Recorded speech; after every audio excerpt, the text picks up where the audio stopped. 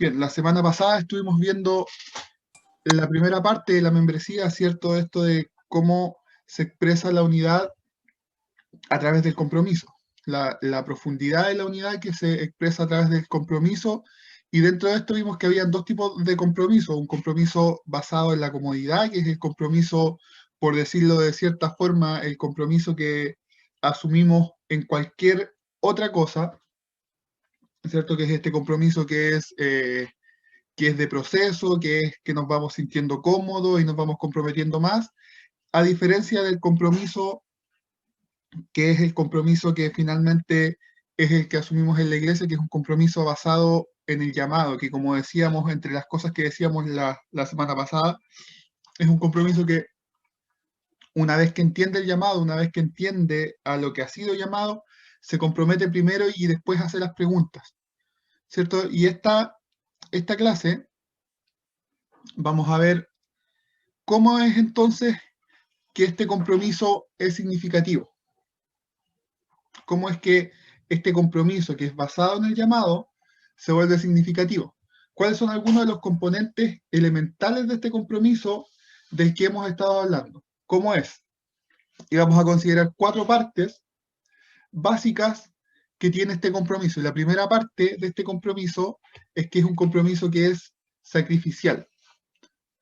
En Romanos 12, 13 y 16 dice: compartiendo para las necesidades de los santos, practicando la hospitalidad, bendecid a los que os persiguen, bendecid y no maldigáis, gozaos con los que se gozan, llorad con los que lloran, unánimes entre vosotros, no altivos, sino asociándoos con los humildes, no seáis sabios en vuestra propia opinión.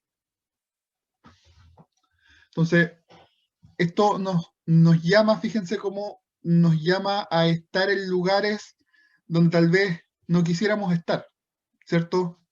A, a salir muchas veces de esta comodidad, practicando la hospitalidad, en primer lugar, bendecir a los que nos persiguen, y esto es bastante difícil, ¿cierto? Pero ¿qué nos dice la palabra del Señor? Bendecir a los que os persiguen, llorar con los que lloran, no ser altivos, asociándonos con los humildes, ¿cierto? Entre todos nosotros que exista la humildad y no ser sabios en nuestra propia opinión. Todo esto, a ojos de la ideología imperante en el mundo, demanda un tremendo sacrificio. Acá ponen algunos eh, ejemplos.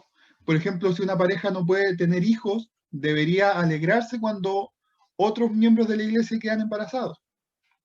Si alguien acaba de conseguir un nuevo empleo, debería acompañar en la tristeza a la hermana que perdió el suyo. Debería dar mi dinero, mi tiempo y mi hogar para cuidar de otros en la iglesia. Y aquí viene el por qué. Simplemente porque ellos forman parte del pueblo de Dios, es lo que hemos estado hablando, no porque es mi amigo, no porque me cae bien, no porque esto por lo otro, sino que simplemente porque ellos forman parte del pueblo de Dios. Amar de esta manera no es únicamente para un grupo de cristianos de élite. Ya esto no es solamente para los que están ahí arriba en el Olimpo, para los que ya lo alcanzaron, sino que más bien esto es lo que significa ser cristiano. Cuando al Señor le preguntaron por los 2 grandes mandamientos: ama al Señor tu Dios, ¿cierto? Con todo tu corazón, con toda tu mente, con todas tus fuerzas. Y el segundo semejante: ama a tu prójimo como a ti mismo. Esto es lo que significa amar a tu prójimo como a ti mismo. Y esto se lo dijeron a todos, o más bien nos lo dicen a todos. En segundo lugar, para que este compromiso sea significativo, vamos a ver que tenemos el compromiso de reunirnos. Hebreos 10, 23, 25 dice: mantengamos firme, sin fluctuar, la profesión de nuestra esperanza, porque fiel es el que prometió, y considerémonos unos a otros para estimularnos al amor y a las buenas obras, no dejando de congregarnos como algunos tienen por costumbre, sino exhortándonos, y tanto más cuando veáis que aquel día se acerca. Entonces, nos dice que la vida cristiana consiste en no dejar de congregarnos, como algunos tienen por costumbre, ¿cierto? Sino exhortándonos, y cuanto más cuando veamos que aquel día se acerca. Ser cristiano implica reunirnos con otros cristianos regularmente.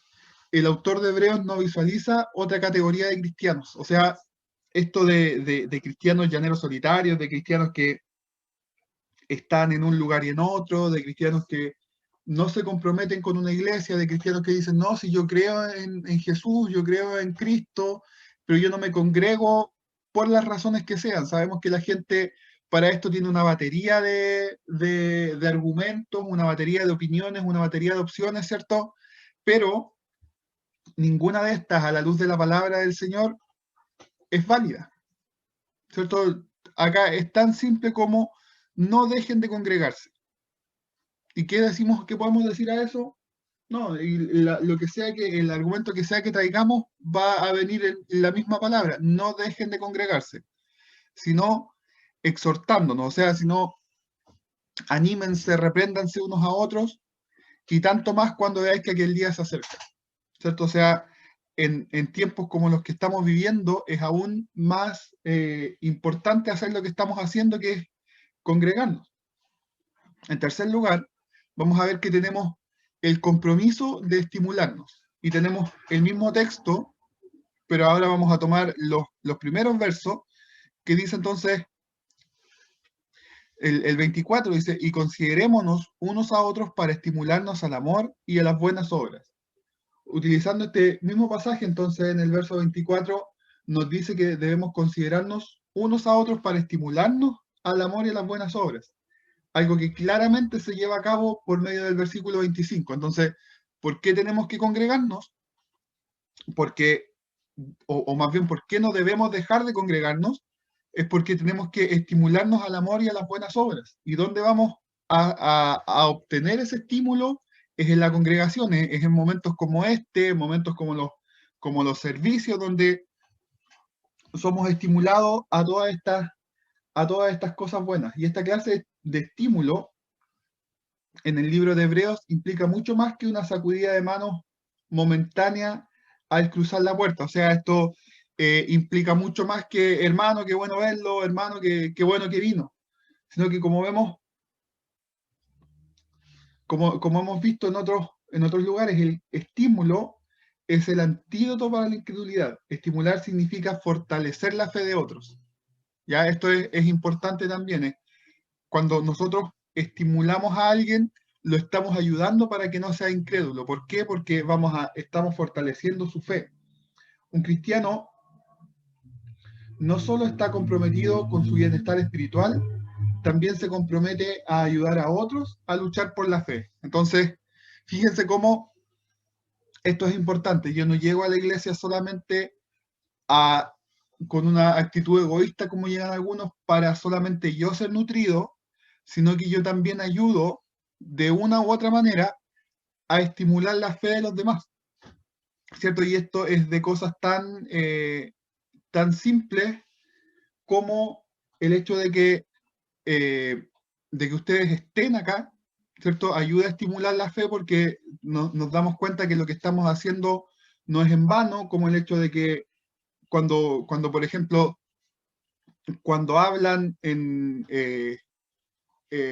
cuando hablan al final, ¿cierto? De estas clases, también es una ayuda al estímulo de la fe de todos los demás al ver cómo la palabra que estamos predicando en ustedes va causando efecto, ¿cierto? También, y ahí llegando a incluso ya a exponer la palabra, a predicar, ¿cierto? Todos nos comprometemos a ayudar y a luchar por la fe de todos, ¿cierto? Cuando nosotros predicamos la palabra, no solamente es, ya tengo que hablar y decir lo que se me ocurra, sino que tengo que tener en mente que estoy ayudando con lo que yo estoy diciendo a que la fe de mis hermanos crezca a través del mensaje que estoy dando del Señor.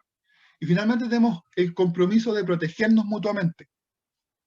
En Mateo 18, 15 y 17 dice, por tanto, si tu hermano peca contra ti, ve y repréndele estando tú y él solos. Si te oyere, has ganado a tu hermano. Mas si no te oyere, toma aún contigo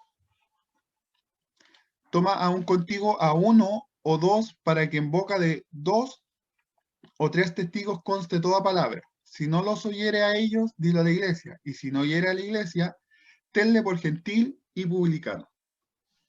Jesús dice que si un hermano peca contra mí, debo hablar con él al respecto. Si no se arrepiente, debo llevar conmigo a uno o dos hermanos, ¿cierto? Y si todavía sigue sin arrepentirse, debo comunicárselo a la iglesia. Y si no oye, tenle por gentil y publicano. En otras palabras, expúlsalo de la iglesia. La última barrera para el autoengaño de este mundo es la iglesia local. ¿Qué significa esto? Nadie puede decirme tan fuertemente que la fe que profeso con mi boca se contradice con mi vida. ¿Qué es lo que hay en este ejemplo? Partimos de alguien que es considerado un hermano. Si tu hermano peca contra ti, entonces, si este es considerado un hermano, es porque se considera, ¿cierto?, alguien que tiene fe.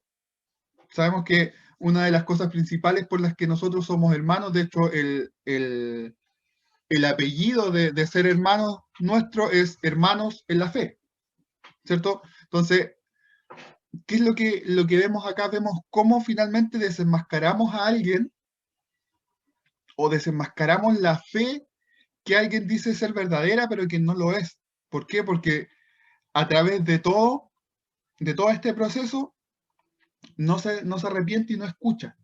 Por lo tanto, le podemos tener por gentil y publicano. Entonces, la última barrera para el autoengaño en este mundo es la iglesia local. Es en la iglesia donde nosotros nos vamos a dar cuenta que la fe que estamos profesando no es real, que la fe que estamos profesando no está teniendo frutos, que por mucho que nosotros digamos y cantemos y levantemos las manos y lloremos en el servicio, pero si nuestra fe es una fe que no es capaz de arrepentirse, es una fe que no es capaz de ver sus errores, es una fe que está en el engaño, ¿cierto?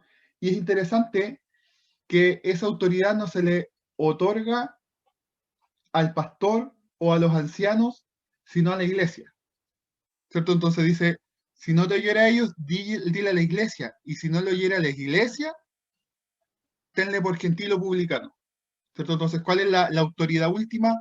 Es la iglesia. Fíjense cómo nosotros hemos dado la autoridad, además de juzgar el pecado en las personas, de juzgar el pecado de la iglesia, se la hemos dado al mundo, ¿cierto? Y nosotros escuchamos a veces mucho cuando el mundo dice, pero es que estos son aquí, estos son allá, y debiéramos ser nosotros el primer filtro de decir, oye, en realidad no nos estamos comportando de acuerdo a la fe que profesamos. Es una tarea de la iglesia. Por supuesto, protegernos mutuamente del autoengaño, de la inmoralidad o de la falsa doctrina es algo que hacemos bajo un liderazgo sabio y amoroso. Pero finalmente el Nuevo Testamento deja la responsabilidad de cuidarnos unos a otros a toda la iglesia. Obviamente entonces esto es algo que va a estar dirigido por el pastor, que va a estar dirigido por los oficiales, ¿cierto? Pero es algo que le compete a la iglesia y que es algo que se va a hacer además en sabiduría y en amor. No, esto no se trata, y esto es súper importante también, no se trata en que ahora nosotros nos convirtamos en la policía de la moralidad o en la policía de la sana doctrina, como vemos muchos, ¿cierto?, que invierten su tiempo en YouTube, en videos, por ejemplo. De hecho, le pasó hasta a mi pastor le pasó que le hicieran un video de mirar cada línea de lo que se dice en los mensajes y contrastarla, ¿cierto? ¿Por qué? No se trata, esa no es nuestra misión es guardar la doctrina que nosotros estamos predicando, ¿cierto? Entender que la doctrina que nosotros predicamos es limpia, y yo esto lo he dicho varias veces, y si la doctrina que yo les estoy predicando es limpia, cuando vengan a ustedes con falsas doctrinas, ustedes deberían ser capaces de darse cuenta que no es algo real, ¿cierto? Entonces nos protegemos, pero no nos protegemos atacando al resto, no nos protegemos poniéndonos en un lugar de superioridad sobre el resto, sino que nos protegemos de una forma sabia y amorosa, como dice acá. Entonces, hermano, tú que eres cristiano, Dios te ha llamado a hacer estas cosas. No son opciones, no son simplemente algo que alguien, no, es un llamado que Dios nos ha llamado. ¿Y cuál es este llamado en resumen? Ama a otros cristianos sacrificialmente, reúnete con ellos regularmente, estímulalos a la fe y protégelos del pecado y del autoengaño. Hacer estos compromisos no es algo que debemos dejarlo, como decíamos, solamente a los cristianos maduros. Es lo que la Biblia supone que todo cristiano debiera hacer. Así es la profundidad de este compromiso, ¿cierto? Hemos estado hablando de que este compromiso es significativo, y es significativo porque es tan profundo como, como lo que estamos hablando. Si nos detenemos aquí, seguimos sin entender completamente la profundidad del compromiso que debemos encontrar en la iglesia local, porque el compromiso bíblico en una iglesia no solo es importante, ya no solamente es importante que digamos, sí, yo me voy a comprometer en esta iglesia, sino que también se formaliza. ¿Ya? Y acá viene otra parte también, que es ya más de carácter, que es un poco más, como obviamente como dice la palabra, es un poco más formal, y es que el compromiso debe ser formalizado. El compromiso cristiano en una iglesia local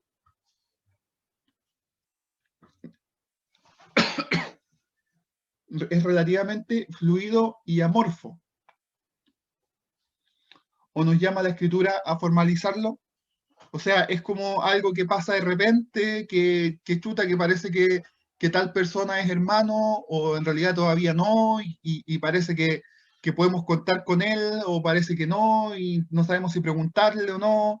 Fíjense cómo, de hecho, mi pastor varias veces nos ha hecho este comentario de que es necesario tener el compromiso con la iglesia y que sea formalizado. Para responder esta pregunta, observa cuidadosamente la manera en que Pablo describe a la iglesia en 1 Corintios 5. Él explica que la iglesia no tiene la responsabilidad de juzgar a los pecadores impertinentes en el mundo, pero sí posee esa responsabilidad dentro de la iglesia. Porque ¿qué razón tendría yo para juzgar a los que están afuera? ¿No juzgáis vosotros a los que están dentro? Porque a los que están afuera, Dios juzgará. En total, 1 Corintios 5, 12, 13. Fíjense cómo acá se nos pone nuevamente la carga en juzgar a los que están adentro. ¿Qué significa esto? Es un poco, no se trata de juzgar, de emitir un juicio para condenar a los hermanos, como a veces lo pensamos, sino tiene más que ver con lo que decíamos antes, con lo que decíamos en el último punto anterior, de cuidarnos y protegernos, ¿cierto? Y los de afuera, Dios juzgará, y nosotros como iglesia vemos muchas veces que la iglesia toma más esta posición de juzgar el pecado de los que están afuera, ¿cierto? Y decir, es que el mundo, es que las leyes que estamos aprobando, es que esto y que esto otro, y miren lo que dice la palabra del Señor, porque los que están afuera, los que están fuera, Dios juzgará. Es problema del Señor lo que va a hacer con ellos, lo que nos corresponde a nosotros, entonces, según la palabra que estamos leyendo, es buscar la manera y es corregir a la iglesia de tal forma, como dice Pablo en alguna parte, de presentarla sin mancha y sin arruga, ¿cierto? De presentarnos a nosotros mismos como como una iglesia limpia. Lo que queremos notar acá es que la línea que separa lo que está dentro, o más bien lo que queremos revisar, más bien es que notemos que existe una línea que separa los que están afuera y los que están adentro, ¿cierto? Como puse en la ilustración, hay personas que están dentro de esta iglesia y hay personas que están fuera de esta iglesia.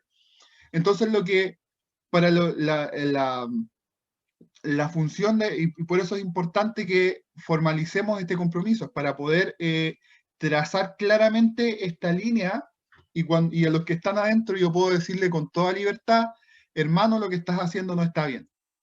Hermano, corrige tu vida. Hermano, tú dices esto, pero la palabra dice esto otro. En cambio, los de afuera, no tengo ninguna autoridad para ir a decirles eso.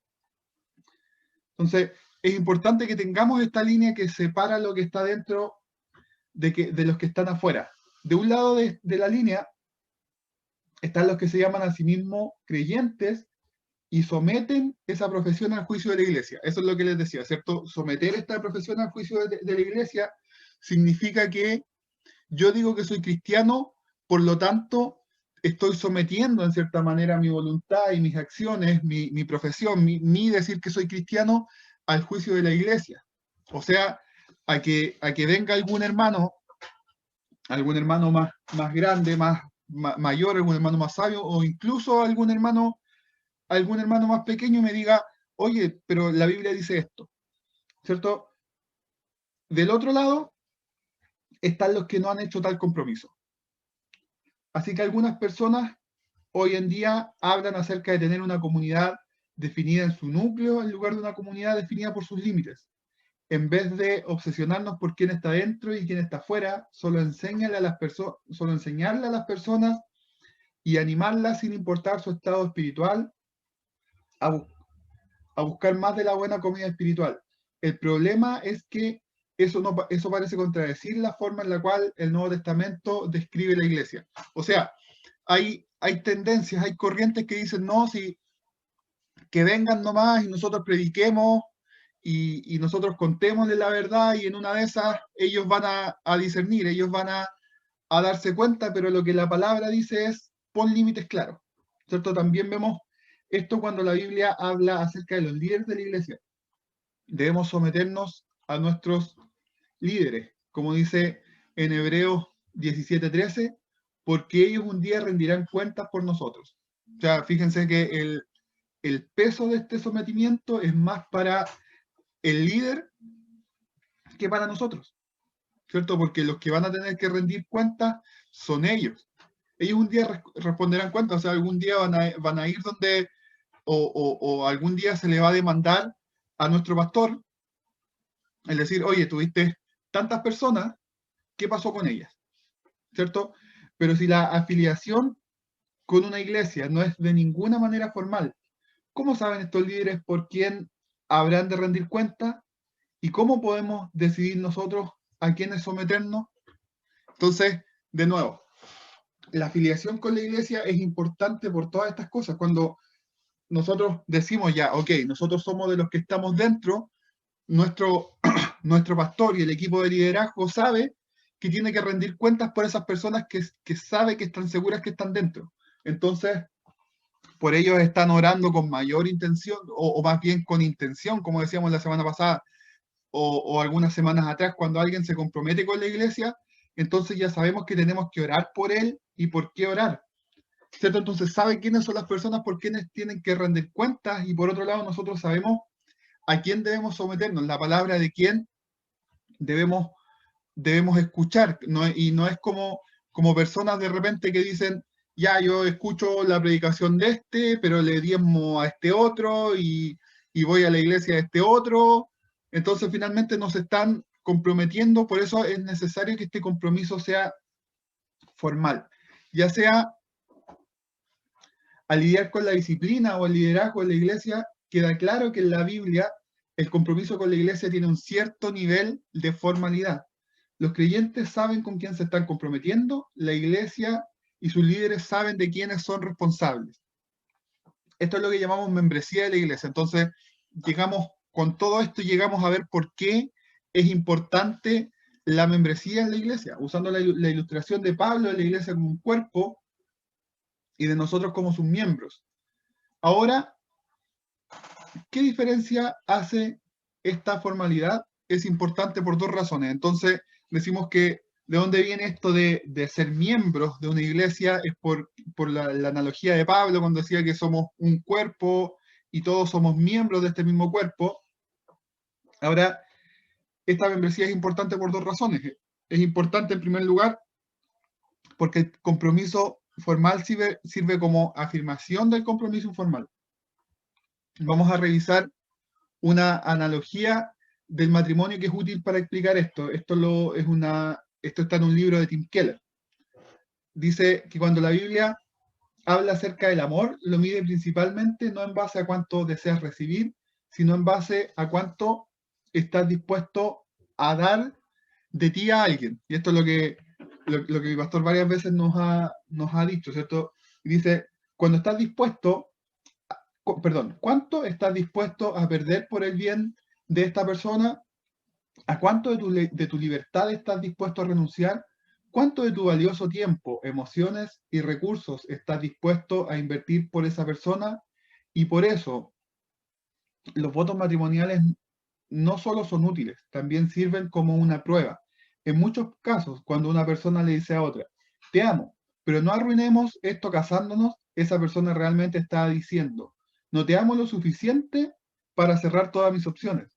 No te amo lo suficiente para entregarme a ti por completo. Decir, no necesito un pedazo de papel para amarte, es decir, básicamente, mi amor por ti no ha alcanzado el nivel de matrimonio.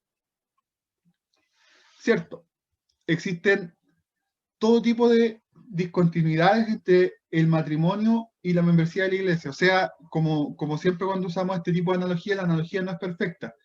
Pero una de las formas en que ambos son similares es en la interrelación del compromiso formal e informal. O sea, si alguien dice que desea cumplir todos los mandamientos de la Biblia que implica el unos a otros en el contexto de su iglesia, pero se niega a comprometerse formalmente a hacerlo a través de la membresía, ¿qué clase de compromiso realmente pretende hacer? Usando las palabras de Keller, su amor por la iglesia no ha alcanzado el nivel de membresía. El compromiso formal deja en claro quién verdaderamente toma, claro, el compromiso formal deja en claro quién verdaderamente toma la decisión de amar a su iglesia como describe la escritura. Entonces, es una afirmación y es necesario, ¿cierto? Decir, en realidad estoy lo suficientemente comprometido como para decir, voy a ser parte de esta iglesia y no voy a ser parte de ninguna más, me voy a comprometer con lo que aquí se hace, ¿cierto? Es por eso que es importante. Y en segundo lugar, el compromiso formal hace visible el compromiso informal. La membresía en una iglesia local anuncia que esta persona entonces lo que ha hecho son compromisos informales bastante importantes. O sea, cuando nosotros llegamos al compromiso formal, que repito, estamos diciendo, ok, yo soy miembro de esta iglesia, es porque ha ido haciendo compromisos informales en muchos puntos. Ha dicho, ya voy a participar acá, por ejemplo, voy a participar con los jóvenes, voy a estar en la escuela dominical, voy a, voy a ir a las actividades, ¿cierto? Y llega el momento en que dice, ok, he hecho todos estos compromisos, ya me he involucrado, por lo tanto llega el momento de formalizar todos estos compromisos, lo cual ayuda a desarrollar relaciones mucho más rápidamente, lo que hablábamos clases anteriores. Alguien podrá tener todo el deseo de amarte a la manera de Romanos 12, Hebreos 10 y 1 Corintios 5, pero si no es miembro de tu iglesia, no tienes forma de saberlo. Cuando la membresía es significativa, hace que el compromiso informal sea visible para que las relaciones puedan crecer a un ritmo más acelerado, que tiene mucho que ver con lo que hablábamos clases atrás. Entonces, cuando nosotros formalizamos este compromiso, sabemos a ciencia cierta, como vemos acá, los que están dentro, y de los que están dentro podemos involucrarnos con ellos de mucho mejor manera porque todos compartimos las mismas convicciones esenciales. Algunas sugerencias prácticas. Veamos algunas maneras en que esta visión bíblica del compromiso puede ser más práctica. La primera, ¿cierto? Digamos, es como a estas alturas es bastante obvia. Únete a una iglesia. Algunos de nosotros o algunos de nuestros amigos todavía sopesan si la membresía realmente es importante. En esas conversaciones creo que es útil regresar a lo que significa ser cristiano. Seguir a Jesús implica amar a otros que siguen a Jesús. Y esto ya lo hemos establecido bastante bien. Esto es lo que ocurre inevitablemente cuando somos perdonados de nuestros pecados. No se trata solo de una disposición general de amor, sino de un compromiso específico de amar a un grupo específico de cristianos en una iglesia local. Como lo hemos dicho, ¿cierto? Nosotros podemos decir, sí, sí, amamos a la iglesia y amamos a los cristianos que están siendo perseguidos en países musulmanes, a los que están siendo misioneros en África o a los que están siendo misioneros en China, y amamos y oramos por ellos, pero no nos podemos ver con nuestros hermanos del frente. No nos podemos ver con nuestros hermanos de nuestra misma iglesia. Entonces, es importante en primer lugar, el primer lugar donde somos llamados amar a un grupo específico de personas, ese grupo específico es nuestra iglesia local. En segundo lugar, invierte en las relaciones. Luego están aquellos de nosotros que nos unimos, pero aparte de aparecer cada domingo para los servicios, unirse a la iglesia realmente no cambia nuestras vidas. Como ya hemos visto en esta clase, relacionarse con una iglesia local de manera bíblica significa confesar nuestros pecados para que otros puedan ayudarnos a luchar por la fe. Significa confesar nuestras batallas para que otros puedan ayudarnos de forma práctica. Significa hacer preguntas complicadas y en ocasiones incómodas al cuidar de nuestros hermanos y hermanas. Y significa que la oración forma parte integral de cada relación. O sea, necesitamos hacer todas estas cosas, ¿cierto? Necesitamos todo esto que hemos enumerado para poder ir creciendo y para poder fortalecernos en todas estas cosas necesitamos ayuda de otros cristianos. ¿Cómo podemos saber cuando esto no pasa? Y vamos a ver que hay 4 categorías de miembros a los que no debiéramos apuntar. En primer lugar está el miembro casual, que asiste con regularidad, pero no hace mucho más que eso. Sus amigos más cercanos no están en la iglesia. Nosotros conocemos, ¿cierto? Aquí no vale la pena enumerar mucho más, pero conocemos muchas personas así, que las vemos de repente, que aparecen, que sabemos que les gusta la iglesia, pero todas sus relaciones más fuertes no están en la iglesia. El miembro fuerte parece involucrado, al menos en términos de servir a los demás, pero por una presunción que le hace pensar que él o ella nunca está en necesidad, nunca deja que las personas le ayuden. O sea, personas que vemos que pareciera ser que ya lo resolvieron todo, ¿cierto? Que ya tienen completamente, digamos, por decirlo de alguna forma, que ya no luchan con nada, ¿cierto? Y que se muestran fuertes, se muestran como personas maduras, pero como no tienen, básicamente, ¿dónde está el problema de esto? Que estas personas solamente confían en lo que les está diciendo su corazón, y sabemos que el corazón es engañoso. Por eso decíamos que una de las formas mejores de librarnos del autoengaño es a través de la iglesia. Este miembro pareciera ser fuerte, pero es un miembro vulnerable. Y a él se le puede aplicar muy bien esta palabra que dice que el que se cree que esté firme, mire que no caiga, ¿cierto? El que se cree estar firme. El miembro estático empieza con buenas relaciones en la iglesia, pero cuando los meses se convierten en años y los años en décadas, estas relaciones nunca se expanden. Y en una iglesia que debiera ser dinámica como la nuestra, esa comunidad congelada casi siempre deja de ser una comunidad. Entonces, ¿qué pasa con él? Que nunca crece, nunca avanza más allá, siempre llega hasta un punto y ahí se queda. Y en último lugar, el miembro consumidor tiene relaciones, pero queda claro desde una perspectiva mundana por qué cada relación sería importante para él o ella. No aspira, como dije anteriormente, a amar a otros de una manera que sea extraña al mundo, simplemente porque ha sido amado por Cristo. O sea, este es una persona que sí tiene relaciones con otros cristianos, sí está, ¿cierto? Pero uno puede ver que estas relaciones tienen el mismo componente de una relación que sería en el mundo, ¿cierto? O sea, son relaciones solamente por lo que puedo obtener de ser amigo de tal o cual persona, ¿cierto? De estar con tal o cual persona, es solamente por lo que puedo obtener. Y en último lugar, comprométete a amar a todo el cuerpo. Creo que existe un verdadero peligro para nosotros en que una vez que está definida por el consumidor, y sin embargo, perdón, en una era que está definida por el consumidor y sin embargo obsesionada por la comunidad. Fíjense cómo entonces hoy en día todo lo vemos como el beneficio que podemos obtener. O sea, esta era está definida todo para el consumidor, pero a la misma vez está obsesionada por la comunidad. Y vemos cómo esta idea de lo social se ha vuelto muy pregnante, pero con esta perspectiva individualista, vemos cómo esto se convierte en un desastre. Podríamos estar en una comunidad real y satisfactoria en una subcultura de iglesia y nunca salir para comprometernos con la iglesia más ampliamente.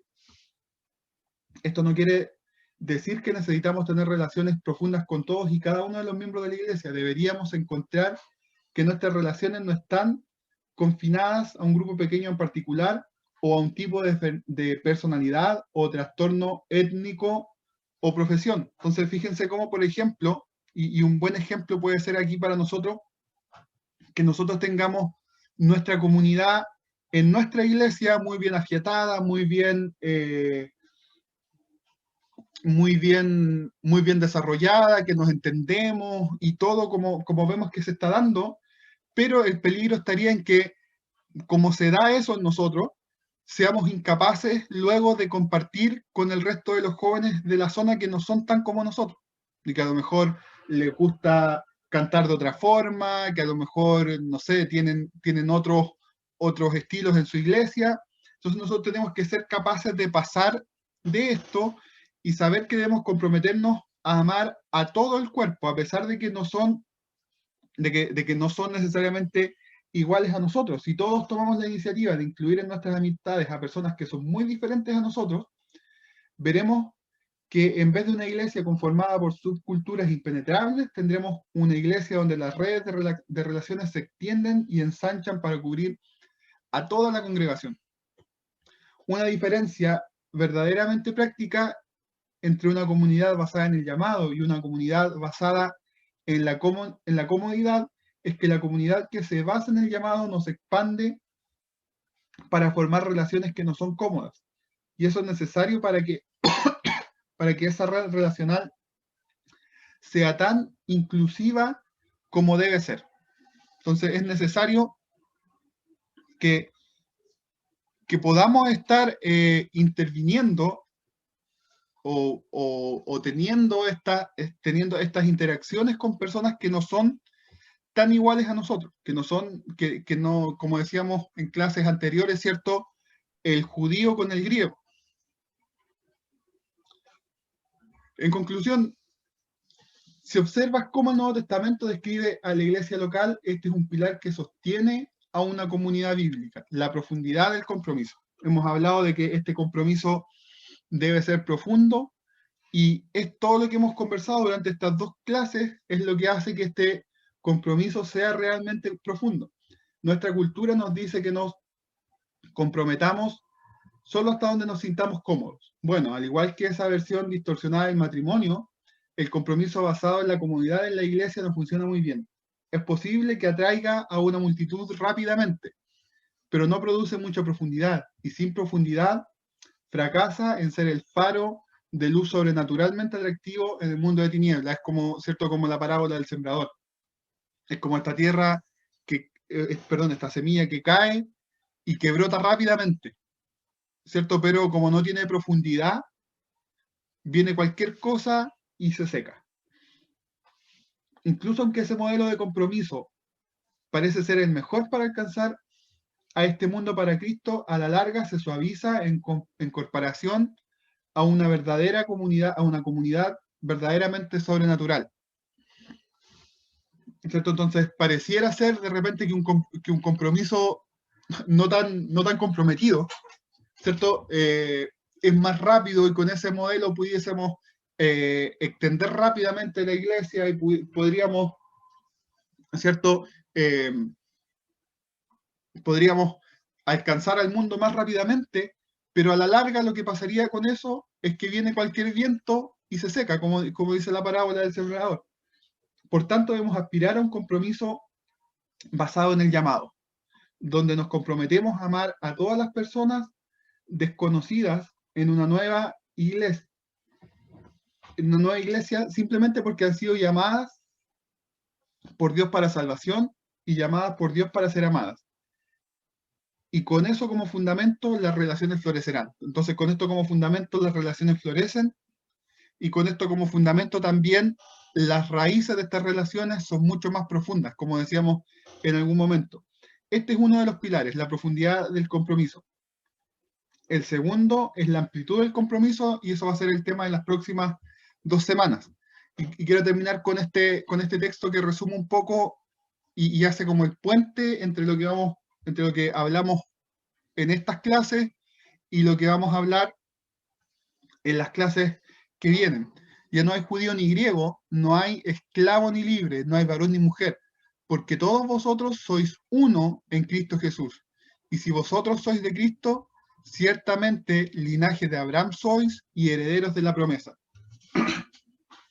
Todos vosotros sois uno en Cristo Jesús. ¿Y cómo sabemos entonces quiénes son los que son uno? ¿Quiénes son los que son este nuevo linaje de Abraham? ¿Y quiénes son los que son los herederos según la promesa? Son todos los que han hecho y han declarado este compromiso de membresía a la iglesia del Señor. Y obviamente aquí quiero hacer una especie de aclaración, ¿cierto? Esto lo estamos hablando en términos normales, porque si nos falta el que va a decir, o el que pudiera estar objetando, bueno, ¿y qué pasa con el ladrón de la cruz? ¿No tuvo tiempo de hacerse miembro? Sí, por supuesto. Siempre hay, hay personas que conocen a Cristo en el hospital antes de morir. El Señor es soberano en cómo actúa, pero estamos hablando de condiciones normales, estamos hablando de la condición en la que están ustedes y la condición en la que estoy yo, donde estamos en un proceso de conocer al Señor, donde estamos involucrándonos en ciertas áreas con la iglesia, ¿cierto? Para nosotros es importante que hagamos en algún momento y lo más pronto posible, ¿cierto? Y todas estas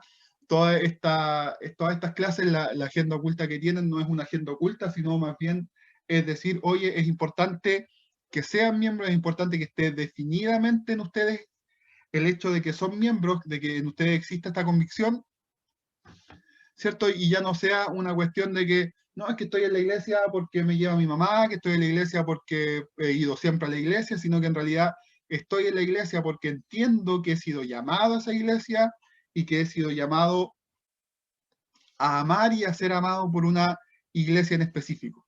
Entonces, que el Señor nos ayude, les pido, vamos a